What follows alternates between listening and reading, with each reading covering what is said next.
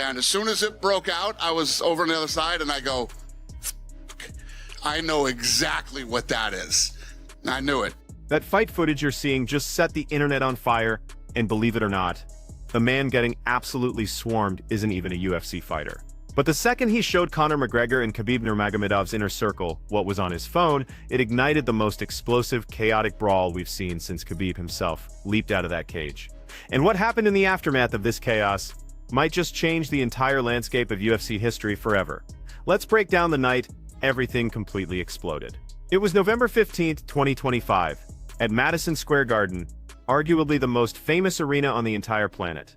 A staggering 20,000 screaming fans were packed shoulder to shoulder into those legendary seats, every single one of them buzzing, waiting for what they knew was going to be a truly historic night. Islam Makhachev, the man many already considered the greatest lightweight of all time, was about to step into that octagon to challenge for his second world championship, this time for the welterweight title. This was a feat that, if he pulled it off, would cement his legacy right alongside the absolute legends of the sport. The energy in that building was nothing short of electric. You could literally feel it radiating through every single row, from the highest nosebleed seats all the way down to the cage-side area where the most important people in the sport had gathered. We're talking fighters, coaches, managers, celebrities.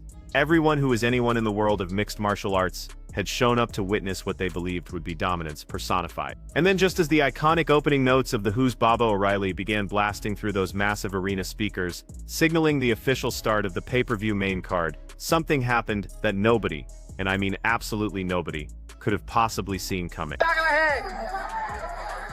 Here they come! Shoes are going everywhere! A massive, sprawling brawl erupted right there at cage-side in Madison Square Garden. A chaotic scene involving over 10 members of Islam Makhachev's team and one single, solitary individual. The commentators, the legendary trio of John Anik, Joe Rogan, and Daniel Cormier, were literally mid-introduction when fists started flying in the background of the shot. It was pure mayhem. Shoes went airborne.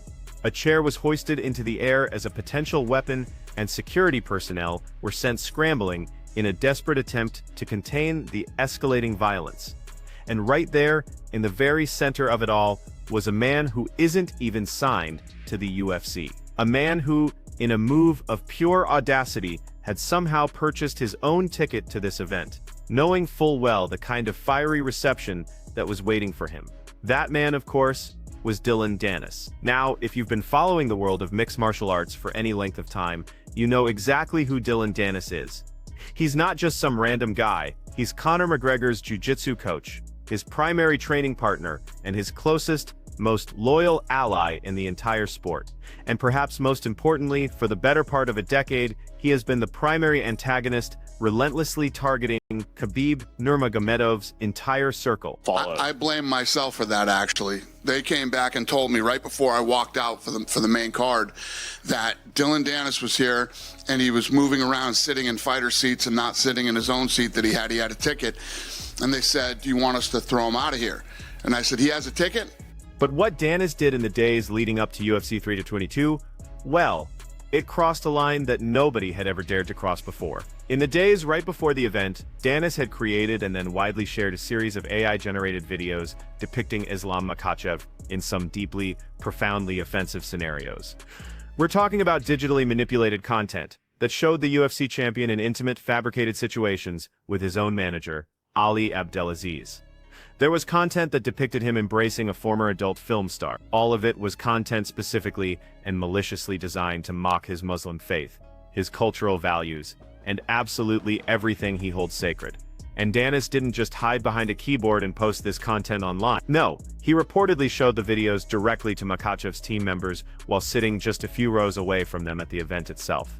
He had the nerve to walk right up to them, phone in hand, and display the very same disgusting content that had been circulating online for days. Xavier Mendez, the legendary coach who has trained both Khabib Nurmagomedov and Islam Makhachev for years, would later explain exactly how it all went down. They showed me the videos of what he was posting, Mendez said.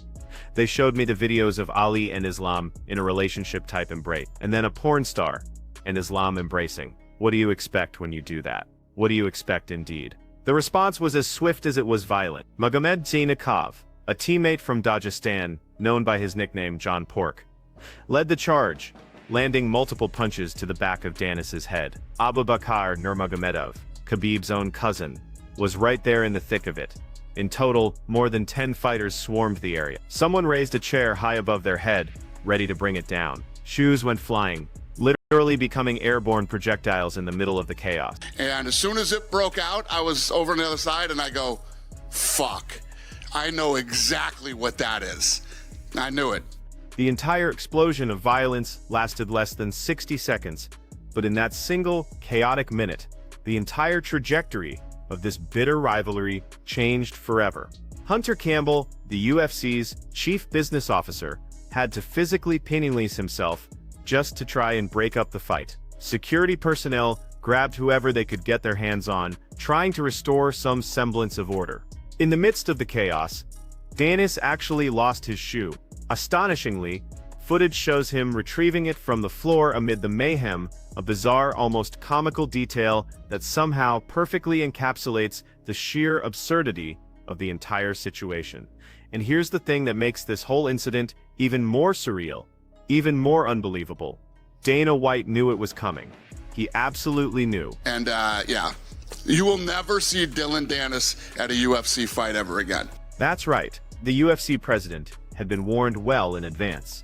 His own security team had already informed him that Danis was in the building, that he was moving around, sitting in seats that weren't assigned to him, and inching closer and closer to the one group of people in the entire arena who would absolutely, unequivocally respond to his presence with explosive violence. And it's never going to work, and he's going to get beat up. This is not over. Dana White knew exactly what was happening the very moment that the first fists started to fly. And that's because this wasn't just some random, spontaneous altercation. This wasn't a case of two drunk fans getting into it over a petty disagreement. No, this was the culmination of years, literally years, of bad blood. It was the result of deeply personal attacks, blatant cultural disrespect, and a simmering volcanic hatred that had been building steadily ever since that infamous, chaotic night in Las Vegas. The immediate consequence of the brawl was swift and decisive. Dylan Danis received a lifetime ban from all future UFC events. Let's go, brother, but I'm telling you, this guy is not safe as Whole Food, at an airport, at a terminal. And if people catch this guy, he's going to have problems. He's not done. These people not done with him. For the rest of his life, he's not done. Him or Conor, they're not safe.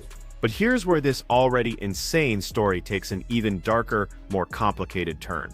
Because the men who actually attacked Danis, they received absolutely no punishment from the UFC.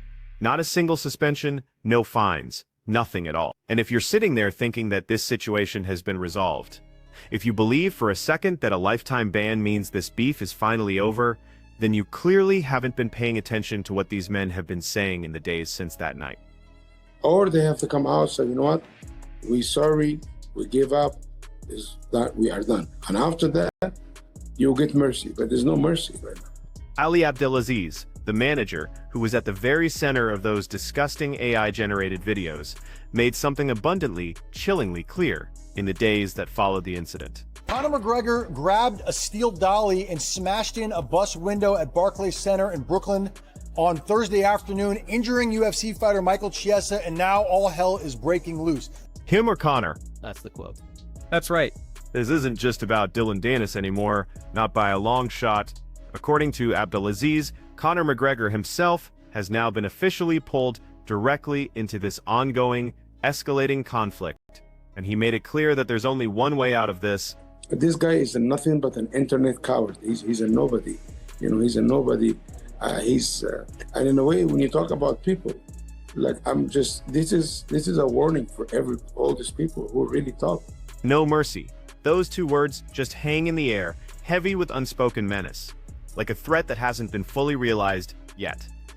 And now, the situation has escalated even further. The NYPD has officially launched a formal investigation into the incident, a move that came after New York City's own mayor, Eric Adams, publicly condemned the assaults as completely unacceptable. As of today, no arrests have been made, and no charges have been officially filed, but the investigation is very much ongoing, and the very real possibility of criminal consequences still looms large over everyone involved. But to truly, deeply understand why this situation has become so incredibly volatile, why the emotions run this deep, and why there appears to be absolutely no end in sight to this conflict, we need to go back. We need to go all the way back to where it all started, back to the exact moment when the rivalry between Conor McGregor and Khabib Nurmagomedov became the most personal, the most bitter, and the most violent feud in the entire history of combat sports. To understand how we got to this point, a point where a former adult film star and some AI-generated videos can spark a near riot at Madison Square Garden, you absolutely need to understand the history. And that history begins with two men from completely different worlds whose paths were destined to collide in the most explosive way imaginable. The rivalry between Conor McGregor and Khabib Nurmagomedov actually started with a surprising amount of mutual respect back in 2014, but it escalated dramatically due to a toxic mix of cultural clashes, deeply personal insults, and intense professional competition. In fact, there was a time when McGregor once predicted that Khabib would one day become the lightweight champion of the world. He saw the undeniable talent. He recognized the sheer dominance. There was a genuine acknowledgement of skill between these two fighters. But somewhere along the way, that respect completely evaporated, and what replaced it was pure, unadulterated hatred. By 2015, Khabib was already openly calling out McGregor, using what would eventually become his signature phrase, he wanted to smash the Irishman. And McGregor, a man who has never backed down from verbal warfare, responded in kind. But McGregor's responses weren't just your standard trash talk. They cut deeper, much, much deeper. McGregor's provocations repeatedly and intentionally targeted Khabib's Muslim faith, his family, and his Dagestani heritage. He called Khabib a terrorist. He mocked his manager, calling him a snitch terrorist rat. He insulted his father, Abdulmanap Nurmagomedov, a man who was not just Khabib's coach, but also his spiritual guide, his moral compass, his absolute everything. For a man like Khabib, who comes from a culture where family honor and religious devotion are paramount, these weren't just words. They were declarations of war. And then came on April 5, 2018, Conor McGregor and a crew of approximately 20 of his associates stormed the Barclays Center in Brooklyn during the UFC 23 Media Day. Their target? A bus that was carrying fighters including Khabib Nurmagomedov himself. You know, you cannot live this life behind a screen and a keyboard. When you're gonna meet the people you talk about, especially this group, they will hold you accountable. If you're a reporter, if you're a fighter, if you're anybody, you will be held accountable for your action. And this is what exactly happened. In a moment of pure, unhinged rage, McGregor grabbed a steel dolly, one of those metal hand trucks used for moving heavy equipment, and hurled it with all his might through the window of the bus. Glass shattered and exploded everywhere. Fighters inside were cut, bloodied, and genuinely injured. Michael Chiesa suffered facial lacerations so severe that his scheduled fight had to be canceled entirely. Ray Borg sustained multiple corneal abrasions to his eyes. And Rose Namajunas, who was supposed to co-headline the entire event, was left shaken and deeply traumatized. As she later recounted, the dolly came terrifyingly close to breaking her hand. She was profoundly disturbed by the entire situation. This wasn't trash talk anymore. This was a straight-up criminal assault.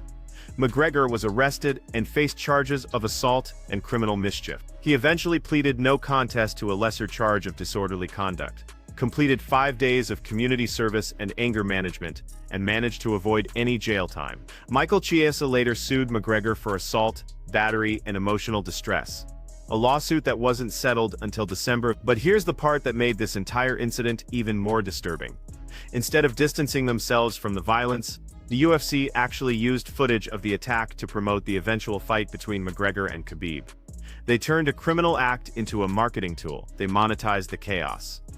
And on October 6, 2018, that chaos reached its absolute peak. UFC 229 sold an incredible 2.4 million pay-per-views, a UFC record at the time, and generated a massive $17.2 million in gate revenue, the highest in Nevada MMA history. A crowd of 20,000 people packed into the T-Mobile Arena in Las Vegas to witness what everyone knew would be more than just a fight. It was going to be a reckoning. Khabib dominated from the very opening bell. His grappling was suffocating, his pressure was relentless, And through it all, he talked. He pointed at McGregor's corner. He cursed at Dillon Danis between rounds. The rage was just building and building with every second that passed. And then, in the fourth round, Khabib sunk in a nasty neck crank that forced McGregor to tap out. The fight was over. Khabib had won, but he wasn't finished. Khabib spat his mouthpiece towards McGregor's corner, scaled the octagon cage like a man possessed, and launched himself feet first at Dillon Danis. The post-fight brawl that erupted involved over a dozen people. Khabib's cornermen, Zubaira Tukhugov and Esed Emirage, illegally entered the cage and attacked McGregor from behind. Punches were thrown everywhere. Security was completely overwhelmed. The entire event descended into absolute, unadulterated mayhem. Khabib later explained why he targeted Danis specifically. For him, just submitting McGregor wasn't enough. He wanted to punish McGregor's entire team. He wanted to make a statement that disrespecting his faith, his family, and his culture would have consequences far beyond just losing a fight. The fallout was severe. The Nevada State Athletic Commission fined Khabib a whopping $500,000 and suspended him for 9 months. McGregor was fined $50,000 and suspended for 6 months. Dillon Danis received a $7,500 fine and a 7-month suspension. Dana White called the brawl an embarrassment to the sport. Khabib's own father publicly criticized his actions and promised there would be discipline. The entire world watched as what should have been a celebration of athletic achievement devolved into what looked like tribal warfare.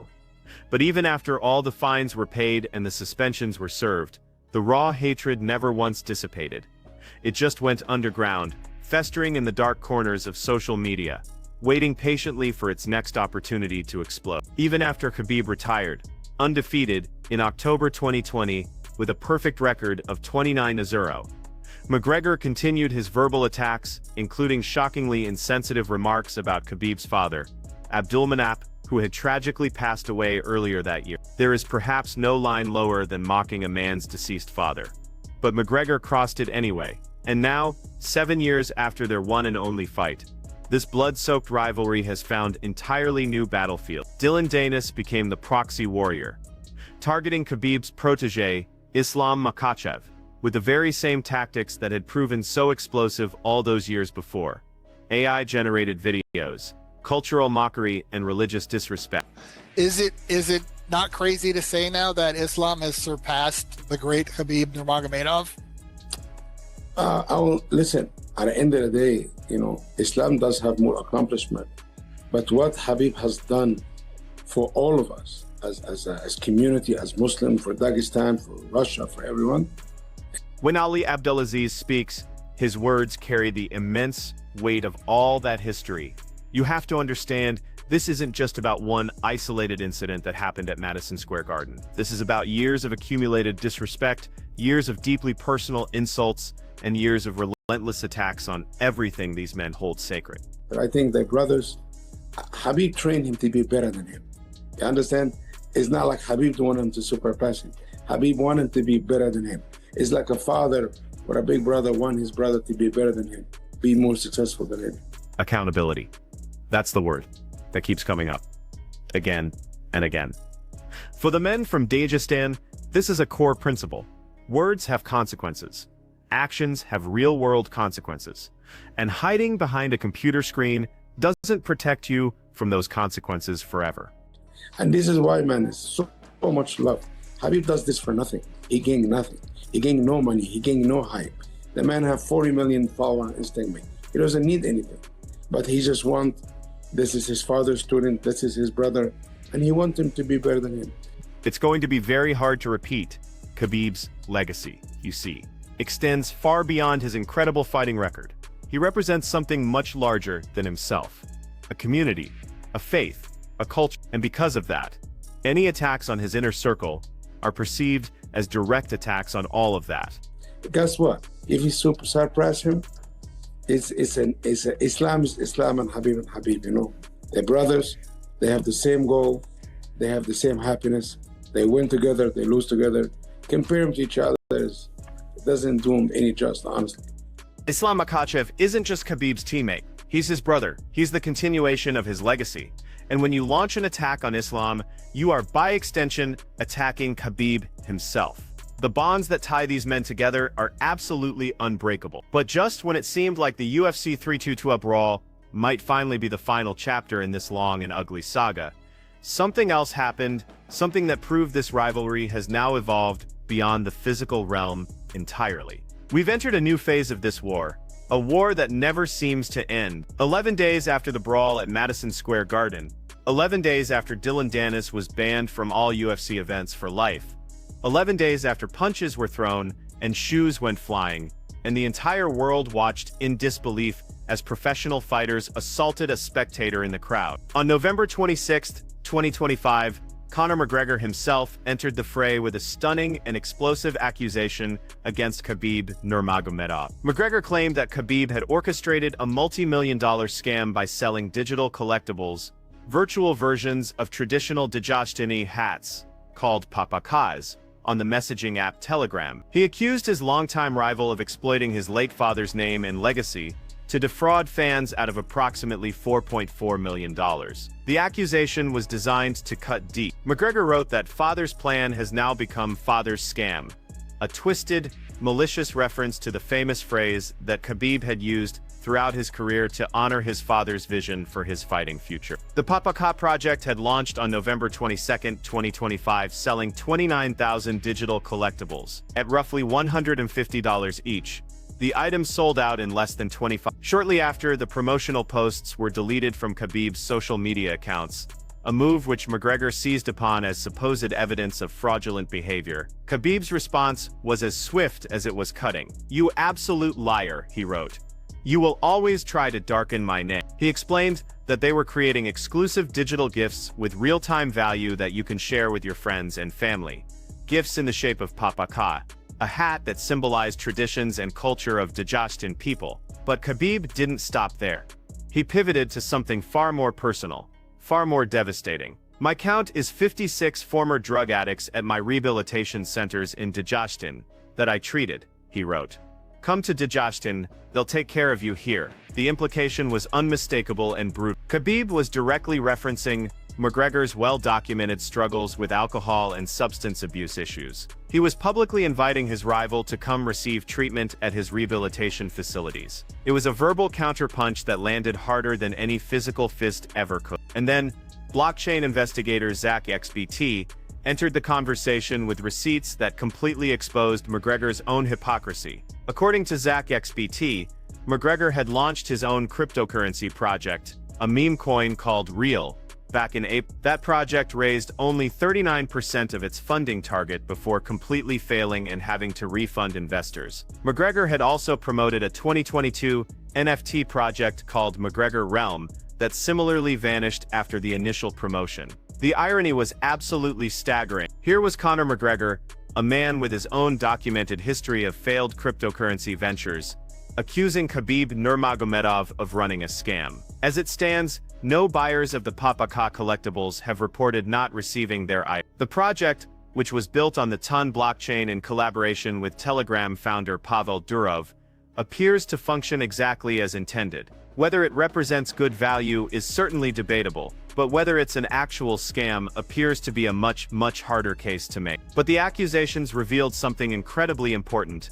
This rivalry has now transcended the physical. It has moved into the digital realm, into the world of cryptocurrency and NFTs and AI-generated content. The battleground has expanded, but the raw hatred remains exactly the same. And that hatred shows absolutely no signs of diminishing. Bro, this guy got beat up by a security guard. He got beat up by Anthony Federer. I smacked him. Like, he's a nobody, but who respects this guy? This guy is a nobody. He can't even go to UFC event anymore. The incredible bond between Khabib and Islam Makhachev represents something that Conor McGregor and Dillon Danis can likely never truly understand. You see, it's not a relationship built on business deals or mutual financial benefit. It's forged in family, faith, and a shared cultural identity that runs infinitely deeper than any financial arrangement ever could. You know, and I'm telling you, some of you guys, media is also part of the problem, because you guys interviewed this guy just for views. But this guy, he's never going to be a champion. He's never going to be relevant. He's going to go miss fight with YouTubers. This is his end of the day. Trying to compare Khabib and Islam completely misses the point. They don't view themselves as competitors in any sense of the word. Instead, they see themselves as extensions of the very same mission. A mission that began with Abdulmanap Nurmagomedov's grand vision and continues to this day through every single fighter who trains at the American Kickboxing Academy and every young athlete from Dagestan who dreams of one day holding UFC gold. But for McGregor and Danis, this powerful unity is seen as something to be attacked, to be mocked, and to be undermined at every opportunity. And the consequences of those relentless attacks have proven to be severe. Because I represent Kamaru. Do he want to fight Kamaru Usman? If this is what he wants, and I agree with him. You know, what these other guys will do for him? Nothing. Kamaru's arguably the greatest welterweight all the time per day, in a way. Most title defenses. And honestly, he posed the biggest challenge for Islam. Because none of these guys can wrestle. Dillon Danis's MMA career, such as it ever was, has now been completely reduced to a state of utter irrelevance. He is banned for life from attending UFC events. He's been physically confronted on multiple occasions. And according to Ali Abdelaziz, the real consequences are still far from over. We're just seeing, I don't think we haven't seen the best president of Islam yet. I think the criticism also extends to the media itself, to the outlets that willingly gave Danis a platform, that amplified his toxic provocations, that turned his relentless trolling into monetizable content.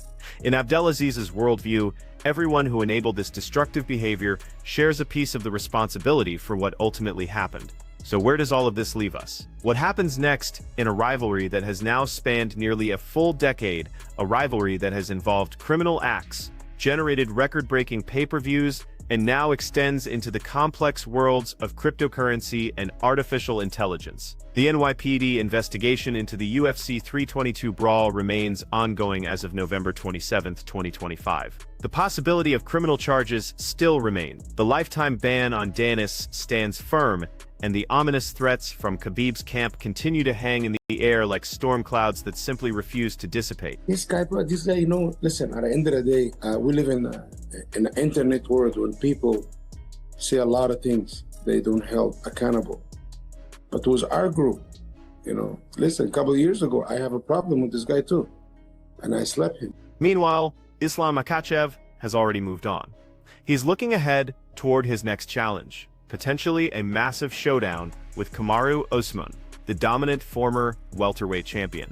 He's already defended his lightweight title more times than Khabib ever did. He's methodically building a legacy that may one day eclipse even his mentor's remarkable achievements. I'm not proud about it, but in a way, I think people, that's why so many kids getting bullied, because nobody can do nothing. You know, you just get written up. And I think people have to be held accountable. That's why you have to teach your kids how to fight, how to do martial art, to make them defend themselves. The best version of him has to come. Just think about that for a second. The best version of Islam Makhachev hasn't even arrived yet. That is an absolutely terrifying thought for anyone who dares to stand in his path. He is already one of the most dominant champions in the entire history of the UFC.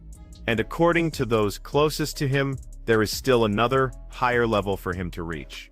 Meanwhile, Conor McGregor hasn't fought since His highly anticipated return has been delayed repeatedly. His last victory inside the octagon came against Donald "Cowboy" Cerrone way back in January 2020. That's nearly 6 years ago. The man who once seemed destined to become the greatest star in UFC history has been forced to watch from the sideline, as Islam Makhachev has methodically claimed the very throne he once occupied. And Khabib Nurmagomedov, he remains retired, his legacy secured with a perfect 20. He's now focused on his charitable work, his rehabilitation centers, and his crucial role as a coach and mentor to the next generation of Dagestani fighters. He's built something so much larger than any single fight could ever be, but the rivalry persists. It persists through proxies like Dillon Danis. It persists through heated social media exchanges about cryptocurrency. It persists through AI-generated videos and lifetime bans and active NYPD investigation. Think about this. Ali Abdelaziz slapped Dillon Danis years ago. That initial confrontation was documented, it was written about, it was turned into headlines, and now all these years later, the cycle just continues. A different venue, different circumstances, but the exact same underlying, unresolved conflict. The lesson that Abdelaziz draws from all of this is ultimately about accountability. It's about standing up for yourself, and it's about the fact that there are real-world consequences for your words and your actions. It's a worldview that has defined this entire conflict from the very beginning. This rivalry has fundamentally shaped the modern UFC. It has generated more money, more attention, and more controversy than perhaps any other feud in the sport's entire history.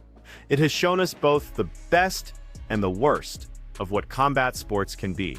The incredible athleticism and the compelling storylines, but also the raw violence that spills beyond the confines of the cage, and the deep-seated hatred that simply refuses to fade.